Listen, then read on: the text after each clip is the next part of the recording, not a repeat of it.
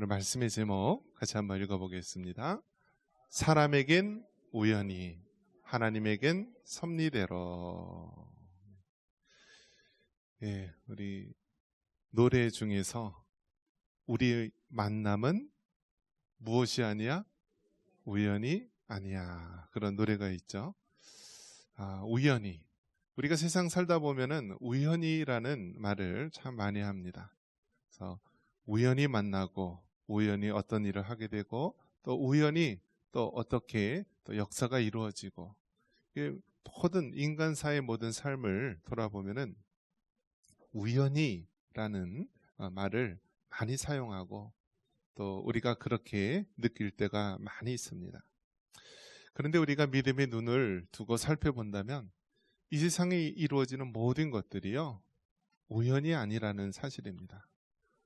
공중 나는 새, 그 하찮은 새 한 마리가 공중에서 떨어져도 하나님의 뜻이 아니라면 떨어지지 않는다라는 것입니다. 모든 것이 이 하나님의 섭리 속에, 하나님의 그 보이지 않는 그러한 계획과 다스리심과 또 뜻하심 속에 모든 것이 이루어지는 것입니다. 그래서 우리는 이 우연이라고 말하는 이 세상 속에서 하나님의 세심한 계획과 뜻하심 속에 이루어지는 섭리를 깨닫게 될 때 우리는 안정감을 가지고 살아갈 수 있습니다.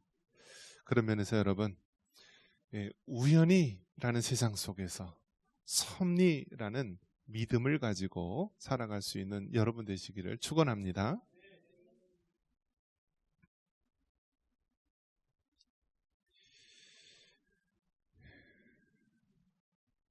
어떤 사람들이 이제 조사를 해봤는데요. 우리나라 사람들 중에서 중산층이라고 하는 사람들, 그런 사람들은 어떤 사람인가? 그런데 실질적으로 조사를 해보면은 이 중산층이 우리가 생각하는 중산층보다 훨씬 소득이나 또 여러 가지 능력 면에서 많은 사람들을 중산층이라고 합니다. 근데 대부분 이제 중산층이라고 믿고 살아가는 사람이 있는데요. 대다수의 많은 사람들이 자신이 중산층이다라고 생각하지만 실상은 어떻습니까? 대부분의 사람들이 무슨 인생이죠? 할부 인생, 또 평생 동안 집값을 갚는 그러한 인생 아닙니까? 그러니까 결국은 모든 사람들, 대다수의 많은 국민들이요, 빚을 지고 살아가는 사람입니다. 자, 그런데 여러분 어떻습니까? 우리가 뭐 10년 동안, 20년 동안 뭐 돈을 벌고 빚을 갚고 적금을 타고 많은 계획을 하지만요, 떡하니 병에 걸리면 어떻게 되죠? 병에 걸리면 어떻게 될까요? 여러분을 책임져 주나요? 중산층이라고 믿었던 우리가요, 하루아침에 극빈자, 영세민, 가장 낮은 수급자로 떨어지게 됩니다. 무슨 말이냐면 이 세상 살아가는 것이요, 우리가 아무리 계획을 하고 또 아무리 또 몇십 년 또 어떻게 계획을 하며 살아갈 것 같지만은요, 한순간에 우리 몸이 쓰러지고요, 우리 육신의 장막이 무너지면은요, 우리는 그야말로 가장 가난한 자, 힘없는 자로 몰락하게 됩니다. 요즘 젊은이들이 장가를 안 가고요, 결혼도 안 하고 그냥 혼자 즐기면서 엔조이를 합니다. 해외여행이다, 실컷 맛있는 거 먹고 다니면서 합니다. 그러면서 하는 말이, 결혼을 안 해도 행복해요. 혼자 살아도 너무나 즐길 게 많아요. 주변에서 연락 거는 사람도 많고 외로울 시간이 없어요 라고 이야기합니다. 그런데 그렇게 잘 나가던 싱글, 혼자 사는 사람도요, 병들고 다니던 직장을 그만두게 되고 그랬을 땐 어떻게 될까요? 주변에 있는 사람들이 싹 연락이 끊긴다라고 합니다. 심지어는 가족으로부터 고립되고 단절된 사람은 그야말로 호롤단신으로 살아가게 되는데요. 그 외로움과 적막감은 이루 말할 수 없다라고 합니다. 그래서 심지어는 이 도심 지역에 사는 젊은이들 속에서 그렇게 고독사하는 사람이 많다라고 합니다. 고독사가 무엇입니까? 살다가 죽는 거예요. 죽었는데 죽었는지조차도 그 가족이나 주변에 있는 사람이 몰라서요. 그 시신을 백골이 된 상태, 한참 지난 상태에서 발견하게 됩니다. 그렇게 고독사하는 사람도 많은 것이 이 세상입니다. 그런 면을 봤을 때 여러분, 이 세상에 우리가 중산층이다, 지금은 외롭지 않다, 지금은 잘 나간다라고 하지만 어느 한순간에 우리가 고립되고요, 가장 가난하게 되고 가장 힘없는 자로 전락할 때가 있을 수 있다라고 하는 것입니다. 그럴 때 우리가 다시 한번 하나님의 말씀으로 위로를 받고, 이럴 때 하나님께서 나에게 주시는 말씀이 무엇일까 할 때 바로 그 주시는 말씀이 오늘 성경 룻기라는 말씀입니다. 룻기는 무엇입니까? 이스라엘 사람들, 유대인들과 전혀 상관이 없는 그 모압 여인의 이야기입니다. 모압 여인의 이야기.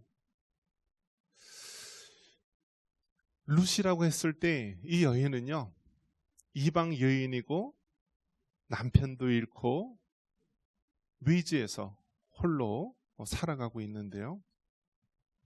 이 여인은 그야말로 인간으로서 가장 소망이 없고 비전이 없는 그러한 상황의 여인을 말해주고 있습니다. 그 룻의 이야기를 통하여서 이 땅에 소망이 없고 또 가난하고 또 힘이 없는 그러한 자들에게 다시 한번 말씀을 통하여서 우리가 새로운 힘을 얻을 수 있기를 바랍니다. 자, 우리 1절 말씀 같이 한번 읽어볼까요? 1절입니다. 나오미의 남편 엘리멜렉의 친족으로 유력한 자가 있으니 그의 이름은 보아스더라. 아멘. 자, 여기서 몇몇 이름이 등장합니다. 나오미는 누구냐? 바로 룻의 시어머니입니다. 시어머니. 여러분, 며느리와 시어머니 관계가 어떻습니까? 예, 제가 보니까요, 어머님이 있고요, 어머니가 있고요, 엄마가 있습니다. 그래서 어머님 하면 어떤 관계죠? 대부분 시어머니. 예, 어려운 관계다라는 거예요, 어머니. 어머니라고 했을 때 좀 더 가까워지고요, 좀 더 친근한 이미지로 다가왔다는 것이고요. 엄마는 뭐죠? 엄마는 정말 흉허물 없이 이야기할 수 있는 가장 가까운 그런 관계를 엄마라고 하죠. 그런데 나오미와 룻의 관계가 시어머니와 며느리의 관계예요. 얼마나 껄끄럽고 얼마나 어렵습니까? 그런데 여러분, 믿음이 없으면 무엇이 있어야 된다고요? 의리라도 있어라. 이 룻이라는 이방 여인, 모압 여인이요, 무슨 믿음이 있었겠습니까? 아브라함의 자손입니까? 그가 뭐가 내세울 것이 무엇이 있습니까? 먼 나라 모압이라고 하는 그러한 이방 나라, 우상을 섬기는 나라의 한 가진 것 없는 이방 여인인데요, 이 룻이라는 여인에게는 나오미라고 하는 시어머니가 있었습니다. 그런데 믿음도 없고 아무것도 없지만은 이 시어머니를 향한 그런 의리가 있는 거예요. 의리. 이 시어머니를, 나이 든 시어머니를 혼자 내버려 두고 나 홀로 사는 것이 오히려 편하고 쉬울지 모르지만, 이 며느리는 시어머니를 버릴 수가 없었고 떠날 수가 없었습니다. 그래서 이 시어머니와 같이 있는데요, 오늘 1절의 말씀 보니까 이 나오미의 남편, 죽은 남편이죠, 엘리멜렉이라는 사람이 나오는데, 이 엘리멜렉이 죽었습니다. 그리고 그의 두 아들도 죽었죠. 그러면 그 가문이 어떻게 되죠? 끊기는 거고 그냥 더 이상 기업이 유지될 수 없는 상황에 놓인 것입니다. 그런데 엘리멜렉의 친족으로서 유력한 자가 나타납니다. 바로 그 이름은 무엇이냐면 한번 따라해 보겠습니다. 보아스. 이 보아스라는 이름이 나옵니다. 이를 통하여서 이스라엘의 계대 결혼이라는 것이 나옵니다. 계대 결혼. 그러니까 대를 잇는 결혼이다라는 것입니다. 이스라엘 나라하고 우리나라하고 비슷한 부분이 참 많이 있는데요. 이 가부장적인 그러한 구조도 그렇고요. 또 이 족보상, 이 남자를 통하여서 이 혈통이 이어지고 가문이 이어지는 것도 같고요. 또 장남을 중요시하는 그러한 성향도 같습니다. 계득결혼이란 무엇이냐면 결혼한 남자가 자식을 남기지 못하고 죽었을 경우에 그 남자의 형제, 그 남자의 아우가 형수와 결혼하여서 가장 가까운 서열에 있는 그러한 자가 그 형수와 결혼하여서 그 죽은 형제의 그 가문을 명맥을 잇도록 해주는 제도입니다. 자, 이 계득 결혼을 통하여서 그 가문이 끊어지지 않고 그 가문이 이어지도록 하는 제도인데요. 이것은 몇 가지 의미가 있습니다. 죽은 형제의 후손을 잇는다는 그런 의미가 있고, 또 다른 하나는 집안의 그 기업이나 재산을 존속시킬 수가 있는 것입니다.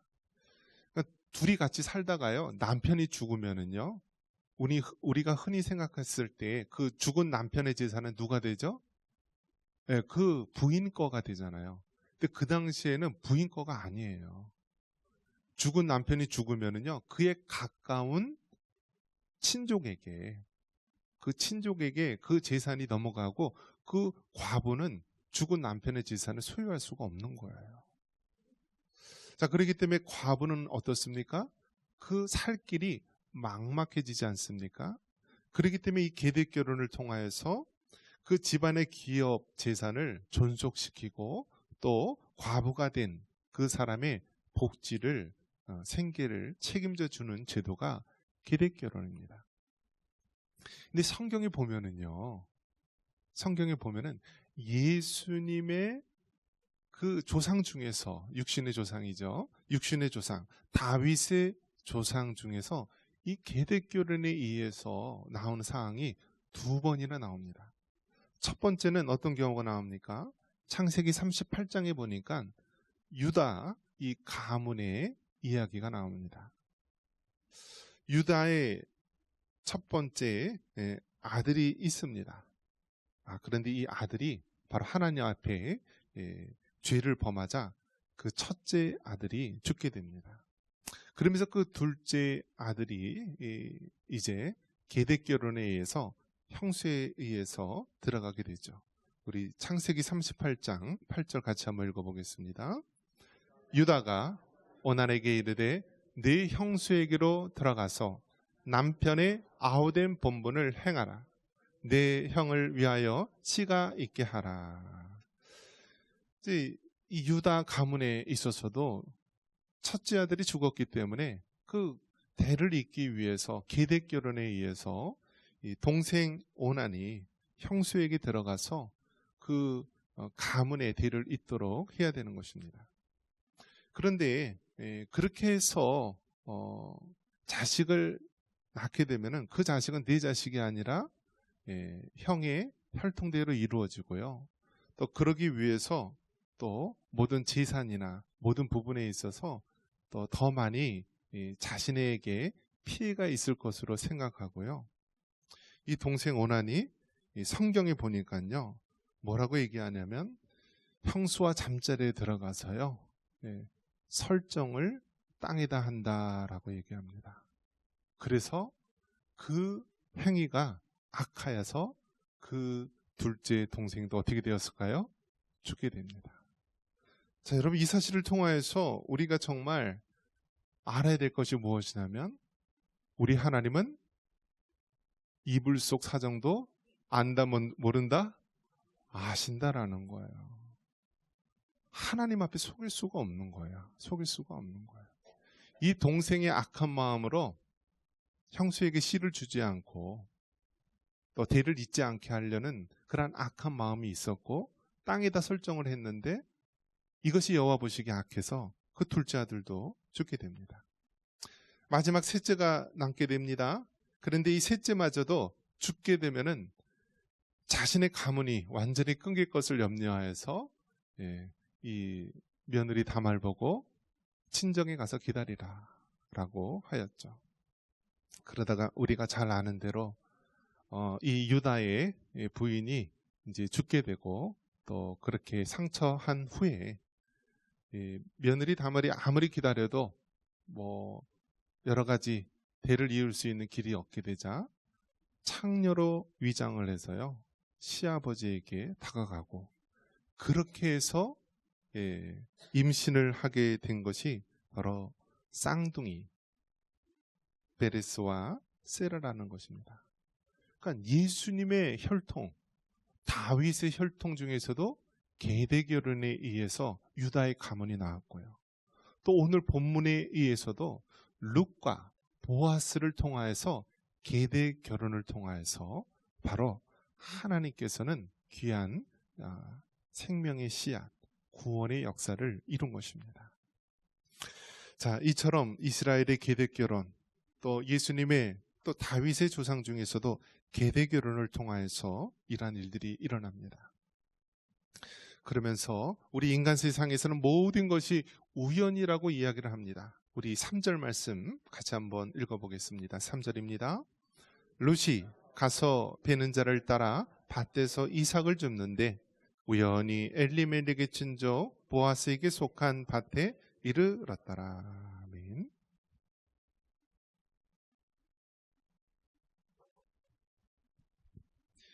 룻이 이삭을 주기 위해서 이렇게 소년들과 따라다니면서 이삭을 줬는데 어떻게 되었다고요? 우연히 엘리멜렉의 친족 보아스의 땅에 이르게 된 것입니다.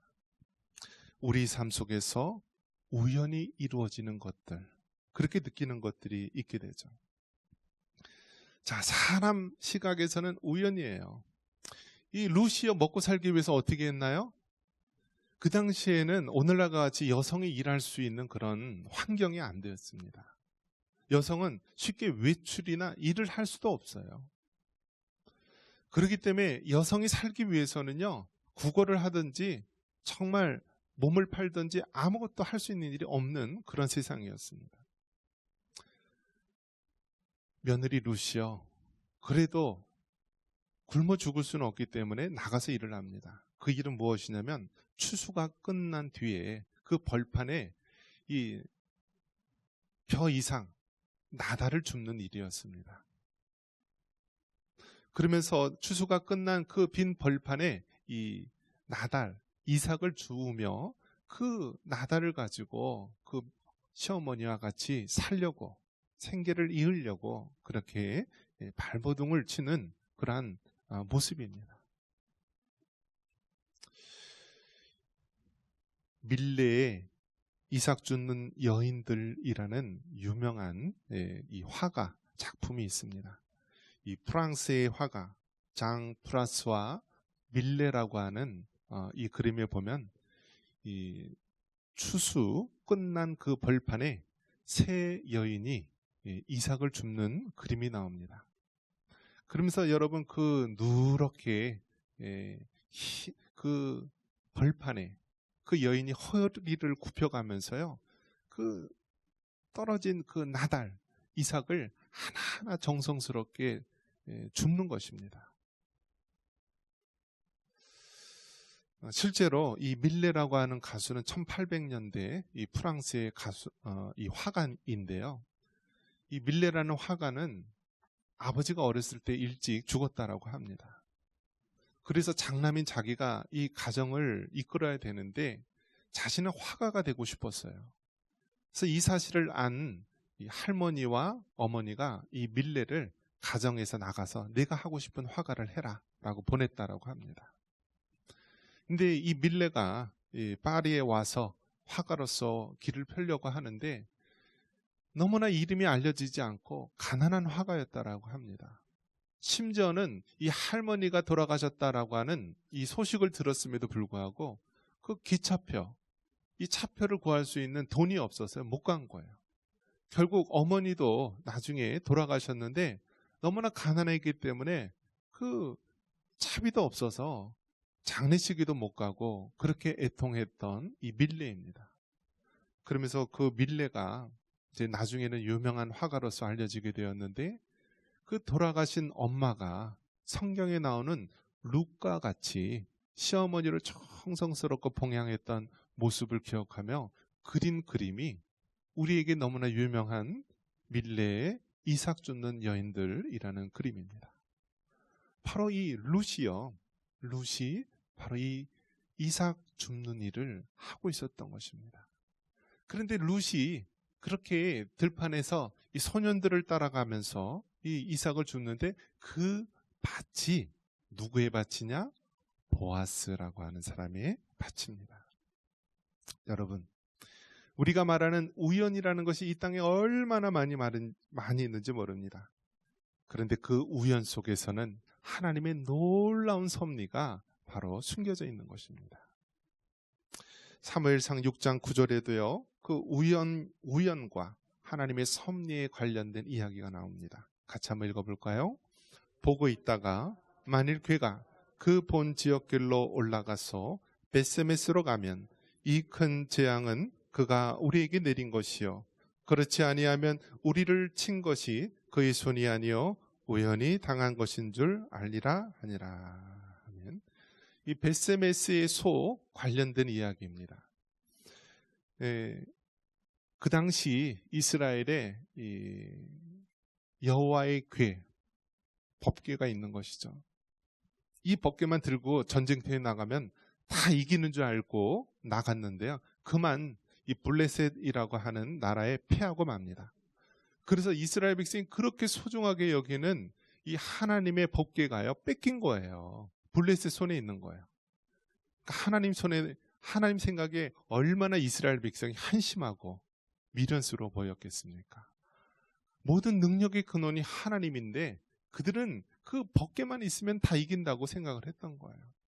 그래서 하나님께서 이 블레셋 법궤를 갖고 있는 블레셋에 전염병을 돌게 해서요, 다 그 블레셋에 있는 사람들이 질병으로 죽게 됩니다. 그러자 이제 어떤 꾀를 내냐면, 이 질병이 하나님으로부터 온 것인가 아니면 우연히 일어난 것인가, 그걸 알기 위해서 이 방금 새끼를 난 젖나는 소 2마리를요 수레에다가 이 법궤를 싣고, 본능적으로 여러분 이 새끼를 난 이 어미소들은 누구에게 갈까요? 새끼에게 가잖아요. 새끼에게. 그런데 이 소가 이 자기 새끼에게 가는 것이 아니라 바로 이 법궤가 원래 있었던 장소인 이스라엘 땅으로 가게 되는 것입니다. 그러면서 전염병이 일어난 것도 인간 세상에 보면은 우연 같지만 우연이 아니다라는 사실. 이 젖나는 소가 법궤를 가지고 자기 새끼에게로 가야 되는데 새끼에게로 가지 않고 법궤가 있는 그 지역으로 벳세메스로 가게 됩니다. 이것을 봤을 때 여러분, 우리가 이 땅에 살아갈 때 얼마나 많은 일들을 그건 우연이야, 그건 그냥 저절로 생긴 일이야, 그건 아무 의미 없어 라고 하는 것들, 그러한 것들을 우리가 믿음의 눈을 뜨고 본다면 하나님의 놀라운 섭리가 있는 줄 믿으시기 바랍니다. 우리 6절 한번 같이 한번 읽어보겠습니다. 6절입니다. 배는 자를 거느린 사환이 대답하여 이르되 이는 나오미와 함께 모압 지방에서 돌아온 모압 소녀인데.